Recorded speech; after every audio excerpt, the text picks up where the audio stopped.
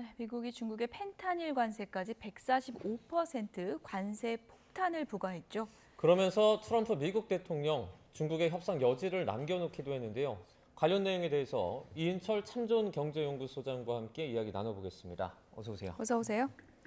네, 관세를 유예한 트럼프 미국 대통령의 진짜 속내가 뭔지 먼저 발언 내용부터 잠시 들어보도록 하겠습니다.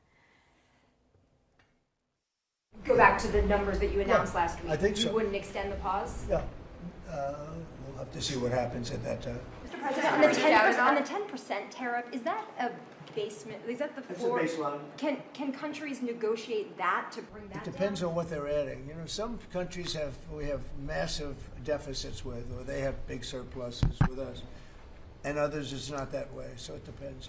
That's why it's really they're all different. Every country is different.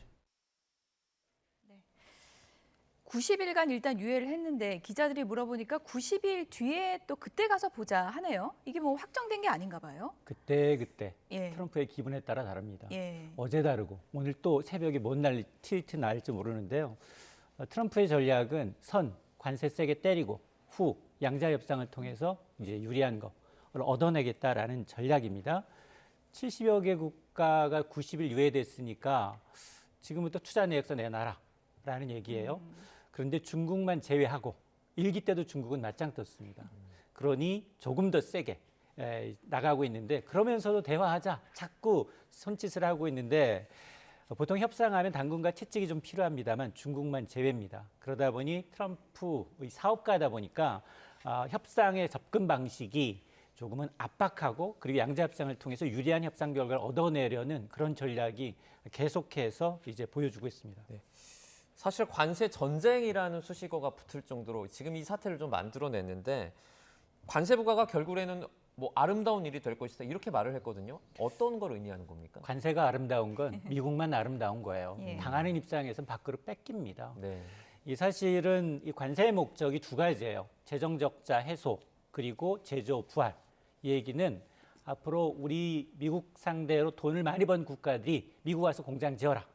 자신은 손 안 대고 코 풀겠다라는 얘기인데 당하는 입장에서는 덜티, 무서워서 피하는 게 아니라 정말 더럽고 치사하다. 예. 정말 입장료 내고 들어가야겠다라는 이제 입장인데요. 이게 사실 나비 밖으로 뺐으면서도 우아하다.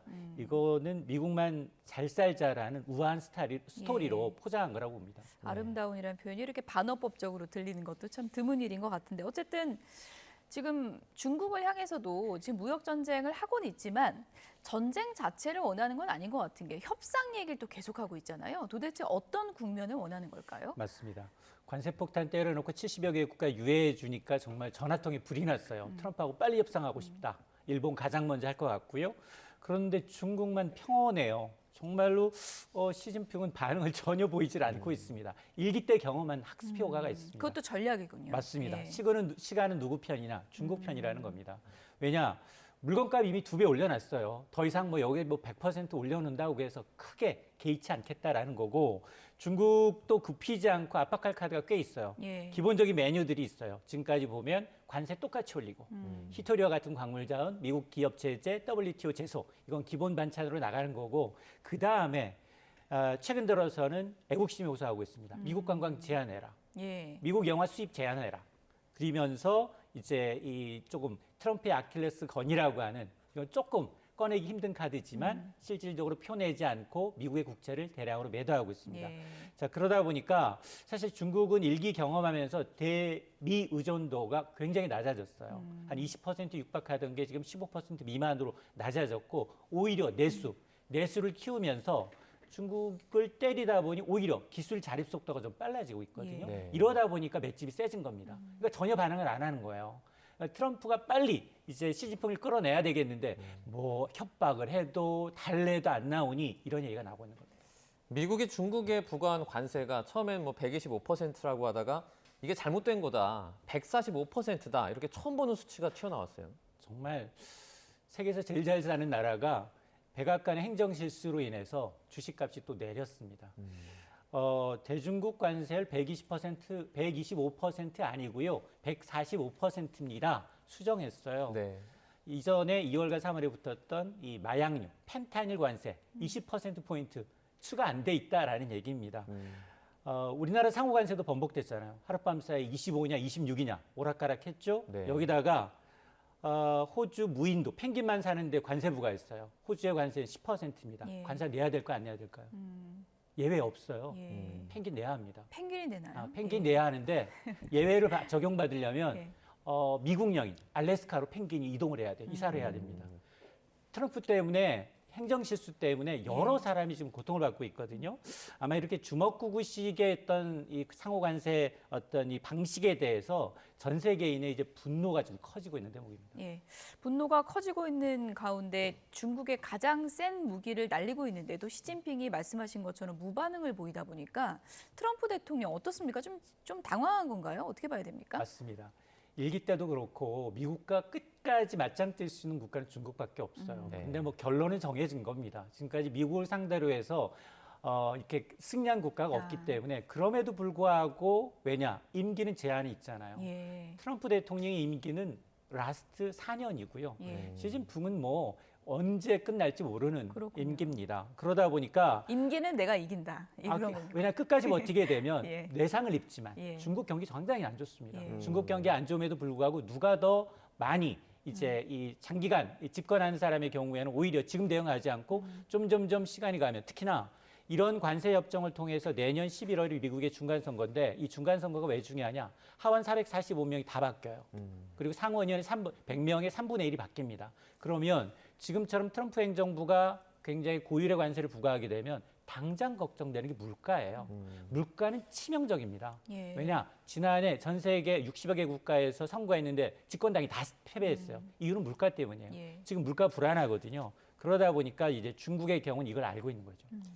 미국의 관세 정책을 이렇게 전 세계에 계속 뿌리다 보니까 그 실제 관세로 피해를 보는 국가들이 손을 잡으려 하는 그런 모습도 보이고 있거든요. 중국이 뭐 EU와 뭐 예를 들어서 전기차 관련해서 조금 그 협정을 맺으려 한다 이런 소식도 나오고 있죠. 맞습니다. 이게 트럼프가 신경이 굉장히 쓰이는 게 바로 이 부분이에요. 네. 한중일, 야, 이게 지금 주요 장관만 만나서 사진 찍었는데 굉장히 거슬리고 여기다가 지금 일기와는 달리 지금 미국 대 전 세계 교역국이 다 일대 다잖아요. 네. 일대 전 세계가 싸우고 있다 보니까 피곤한 거예요. 그래서 갈라치기를 하고 있는 겁니다.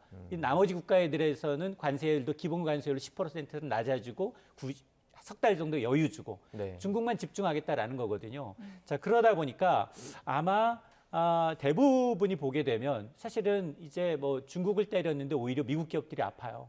애플의 경우는 미국에 공장이 없습니다. 예. 다 대부분 중국에 있어요. 부품까지 하면 90%가 넘습니다. 네. 그러니 애플의 아이폰 가격이 높아지긴 해 사재기 열풍이 일고 있죠. 이러다 보니까 오히려 지금 중국의 관세율이 145%라면 어디로 가야 되느냐? 대체제를 찾는다면 인도는 26%예요. 그러니까 대부분 이제 글로벌 기업들이 이쪽으로 좀 이동하는 모습을 보이고 있는데 이게 원하는 그림이 아니에요. 트럼프는 그렇죠. 자, 지금까지 이제 관세를 부과한 건 우리 미국을 상대로 이익을 얻어갔다면 자국에서 만들지 말고 미국에 와서 만들고 미국인 고용하라는 얘기인데 미국의 노동 환경이 좋지 않습니다. 거기에 가서 아이폰 만들면 지금 200만 원짜리가 500만 원짜리 된다는 얘기여서 포기하고 있다는 거예요. 죽은 스티브 잡스가 돌아와도 못하는 일이거든요. 자, 그럼에도 불구하고 지금 뭐 트럼프의 경우에는 계속 이제 압박할 가능성이 높아 보입니다. 어쨌든 뭐 때문에 깜짝 놀란 건지 트럼프 대통령이 갑자기 이제 관세 유예를 하겠다고 이제 발표를 한 건데 이 배경에 미국 국채가 제일 컸다 이런 지금 분석이 나오고 있거든요. 주식 떨어지고 있는데요. 아유, 괜찮다. 일시적으로 괜찮다. 나중에 오를 거다. 그리고 뭐 약이 필요할 때도 있다. 별의별 얘기를 다 했어요. 예. 그런데 국채는 트럼프의 아킬레스건입니다. 사실은 지금 상호관세를 부과하는 이유가 재정 적자 해소와 그리고 제조 부활이에요. 예. 그런데 문제는 미국의 재정 적자가 어느 정도이냐? 지금 국가 채무가 5경이에요. 오경이요. 5경. 예. 1년의 이자가 예. 1,000조 원. 아, 1년의 국방비보다도 이자를 더 많이 지출하고 있었어요. 그러다 보니 지금 10년물 국채 수익률이 4% 낮아졌는데 이거 절반 이하로 낮추겠다는 거였거든요. 근데 갑자기 지난 주말 3.8%까지 내려갔던 국채 수익률이 4%, 4.2%를 뛰었어요. 오늘은 4.4 찍었거든요. 예. 이게 급한 거예요. 관세로 들어와도 이자로 다 빠져나가는 겁니다. 그러니까 관세 전쟁 해봐야 소용이 없는 거예요. 그러다 보니까 화들짝 놀란 거예요. 그래서 국민들 핑계 대고 있잖아요. 사람들이 겁먹고 불안해하는 것을 봤다. 예. 그러면서 채권 시장을 주목하고 있다. 사실은 트럼프가 흔들리고 있다는 거예요. 미국의 국채를 이제 가장 많이 갖고 있는 뭐 일본이나 중국 중에 한 곳이 이런 어떤 채권 그 대량 매도에 나섰다 이런 얘기도 나오는데 이건 뭐 어떻게 알 수 있는 방법은 없습니까? 나 국채 팔겠습니다라고 하면 트럼프가 가만히 있지 않겠죠. 네. 그 부자들은 소리 소문 없이 팔지 그걸 누가 대놓고 팔겠습니까? 네. 근데 추측이 가능한 건 미국 국채를 가장 많이 갖고 있는 건 일본이에요. 1조 달러. 그리고 사실은 중국이 가장 많았다가 점진적으로 일기 때부터 내다 팔면서 지금은 7,600억 달러를 갖고 있습니다. 그래서 2위예요. 암암리에 야 심증은 가지만 야 어떻게 국채 수익률이 갑자기 가장 안전하다는 미국 국채 수익률이 한꺼번에 0.4, 0.6이 뛸 수 있느냐. 그 배경에는 야 누가 팔았을까? 돈에는 꼬리표가 없지만 심증은 간다 이런 얘기입니다. 어쨌든 지금 국채의 이 흐름만 보면은 미국도 이번에 내상을 좀 많이 입은 거네요. 그렇죠. 예. 아마 이게 갈라치기 한 이렇게 지금 90여 개 국가를 이제 갈라치기 한 이유도 바로 거기에요. 예. 중국만 대상으로 하고 나머지 국가들은 손쉽다라는 거예요. 비교적. 물론 그 손쉽다라는 리스트에 일본, 한국, 대만이 끼어 있어서 조금은 우려스럽긴 하지만 그럼에도 불구하고 지금 굉장히 신경이 쓰이기 때문에 일대 다로 이제 지금 관세 전쟁을 벌이기보다는 중국만 이제 갖고서 어차피 최후까지 갈 거거든요. 예. 만약에 그러니까 중국이나 일본 같은 경우에 그냥 수면 위로 이 국채 그 이슈를 가지고 나와서 협상을 할 가능성은 없습니까? 저는 그렇게 되면 네. 옛날 프라자 합의로 돌아가요. 프라자 합의 때 미국이 이 재정 적자와 이제 무역 수지 적자를 줄이기 위해서 이제 이 일본한테 이제 엔화 평가 절상을 요구하면서 그 이후에 이제 반도체 협의까지 하다 보니까 일본이 정말로 잃어버린 20년의 전초에 들어갔거든요. 네. 그러니까 아마 대놓고 이제 이거는 반발하는 거기 때문에 미국이 저렇게 관세를 때려도 24% 일본에 대한 관세를 때려도 이시바 총리는 불평 안 하잖아요. 협상하겠다. 먼저 바짝 엎드리잖아요. 일본의 습성상 절대 미국의 심기를 건드릴 일은 없습니다. 네. 그리고 사실은 미국도 해법이 있어요. 미국은 지금 이 준통화 국가들 스위스, 캐나다, 유럽과 더불어서 7개 통화는 상설 달러 무제한 스와프를 갖고 있습니다. 그러니까 시장에 아무리 중국이 많은 달러를 내보내도 그걸 니네 사라라고 할 수 있어요. 근데 지금 왜 못하느냐? 아니 관세 때려놓고 도와달라고 한다고 이게 안 되다 보니 지금 분리해서 예. 지금 하고 있는 겁니다. 네. 어쨌든 뭐 트럼프의 입에 따라 증시가 지금 롤러코스터인데 오늘 또 코스피 보니까 막 내려가더라고요. 정말 예. 하루하루가 정말 천당과 지옥으로 오가고 있습니다. 앞으로 계속 좀 불안한 장세일까요? 어떻게 맞습니다. 보십니까? 저는 뭐 예. 그렇게 될 수밖에 없다라고 보는데요. 90일 관세가 유예된 거지 관세 리스크가 해소가 된 게 아니에요. 불확실성이 계속 짓누르고 있는 거고 예. 하룻밤새 이거 보면 중국도 사실은 이렇게 관세를 상호 관세를 그나마 이제 90일 유예하면서 중국만 제외시킨 이유도 그 전날 뉴욕 증시 개장하기 전에 중국이 맞보복했어요. 상호관세 34% 플러스 미국에 대해서 50%에서 84%를 때리니까 예. 네. 시장이 바로 반응하잖아요. 그러니까 바로 이제 증시 상황 중에 개장한 상황에서 이제 이 트럼프가 다시 한번 이제 125%를 올렸기 때문에 아마 이런 이제 불확실성 장세는 계속되고 특히나 우리가 좀 취약한 게 뭐냐 관세 폭탄이 우리의 주력 수출 품목에 다 포함이 돼 있단 말이에요. 예. 반도체, 자동차. 오늘도 보면 계속해서 이런 종목들이 또 주가 하락을 지금 견인하고 있는 상황이기 때문에 미국과 중국이 싸우는 것도 좀 불편해요. 왜냐? 우리가 파는 물건 미국에 많이 못 팔죠. 그리고 중국의 중간재 팔아야 되는데 그게 또 150%, 140%에 가까운 관세를 매기게 되죠. 이러다 보니까 뭐 이 전쟁으로 인해서 글로벌 경기 둔화로 인해서 수출 의존도가 높은 한국과 같은 경우에는 그러다 보니까 환율이 미국 달러가 떨어져도 환율을 원화가치는 더 떨어지는 이런 현상이 나타나고 있는 겁니다. 주식이 실제로 떨어질 때 그런데 그 현상을 놓고 예를 들어서 이렇게 뭐 어떻게 생각하냐 물어보면 트럼프 대통령은 확인하지 못했다. 베손트 장관은 뭐라 그랬죠? 특이 동향이 없다 이렇게 또 주장을 했거든요. 진짜 신경을 쓰지 않는 겁니까? 아니면 조금 참고 있는 겁니까? 그러니까 사실은 앞서 제가 이제 국가 채무를 얘기하면서 국채를 떨어뜨리는 방법은 뭐냐? 경기 침체를 좀 용인하는 겁니다. 경기 침체를 용인하면서 금리 인하를 해야 되겠죠. 연준의 금리 인하를 압박하는 것도 같은 이유예요. 그래야지 이자 비용이 적어들거든요. 그런데 지금 증시에 계속해서 반응을 하게 되면 증시 올라가고 이러면 금리 내릴 수 없습니다. 네. 그러다 보니까 좀 주식시장은 좀 어느 정도 조정을 용인하더라도 지금 내가 하고 있는 관세 정책으로 인해서 우리가 다시 미국을 또 위대하게 성장하게 되면 주식은 자기 임기 내에 올릴 수 있다라는 자신감이 지금 드러나는 것 같습니다. 네. 어쨌든 미국과의 길어질 관세 협상에서 우리가 협상 테이블에 무엇을 올려놔야 하는가 이 부분을 놓고도 여러 가지 분석이 나오고 있는데 트럼프 대통령의 이 발언을 좀 눈여겨봐야 될 것 같습니다. 들어보시죠. We may order, would have to go to Congress for this, but we may buy some ships from other countries that we're close to and that do great jobs with ships, but we're going to start the process of rebuilding. We don't. 네. 이 조선업, 선박 이 얘기요. 트럼프 지금 대통령이 이거 처음 한 얘기가 아니거든요. 맞아요. 이 부분을 우리가 좀 지렛대 삼아야 된다 이런 얘기들이 많더라고요. 맞습니다. 트럼프 대통령 되고 가장 먼저 한국과 전화 통화에서 도와달라고 SS에 한 게 이제 조선업입니다. 오늘 주가도 좋습니다. 네. 사실은 미국은 1920년대 이제 존슨법이라고 해서 미국에서 건조하지 않은 것들, 미국이 이제 소유하지 않은 선박의 경우에는 절대 못 만들도록 수주조차 주지 않도록 했거든요. 예. 근데 이 법 바꾸겠다는 겁니다. 왜냐? 지금 중국과의 조선업 격차가 너무 멀어져서 지금 미국에서는 야, 배 한 척 만들기도 어렵네? 라는 얘기가 나오고 있습니다. 그러다 보니까 법을 바꿔가지고 이제 우방국들한테도 이제 만든 배도 우리 구매를 하겠다. 다만 조건이 있습니다.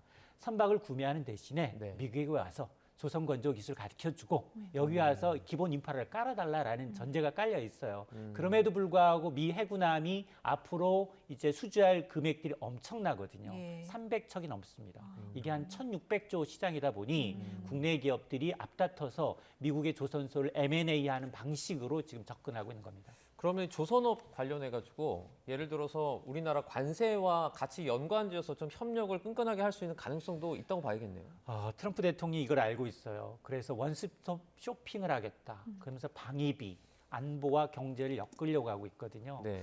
물론 조선업만 우리가 협상 카드로 내밀어서 우리가 관세를 낮춰주면 좋겠지만 네. 그러지 못할 가능성이 높습니다. 여기에는 알래스카 LNG 프로젝트를 비롯해서 다양한 투자가 있어요. 근데 앞서서 우리가 지금 협상도 면제하는 게 좋지 않나라고 해서 실제로 일본이 1조 달러, 네. 대만의 TSMC가 147조, 1,000억 달러, 현대차가 31조. 근데 공통점이 뭐냐? 그리고 난 다음 관세 다 틀었어요. 그러다 보니 야 이거 그러지 말고 먼저 맨 맞는 게 좋지 않구나. 일본이 먼저 협상하는 거 보고 결과 네. 보고 하자. 이런 분위기도 읽힙니다. 네. 네. 뭐 관세 유예 기간이 지금 뭐 정확히 정해진 것 같지도 않아서 좀 그 추이는 좀 지켜봐야 될 것 같다는 생각이 드네요. 지금까지 이인철 참 좋은 경제연구소장이었습니다. 고맙습니다. 고맙습니다.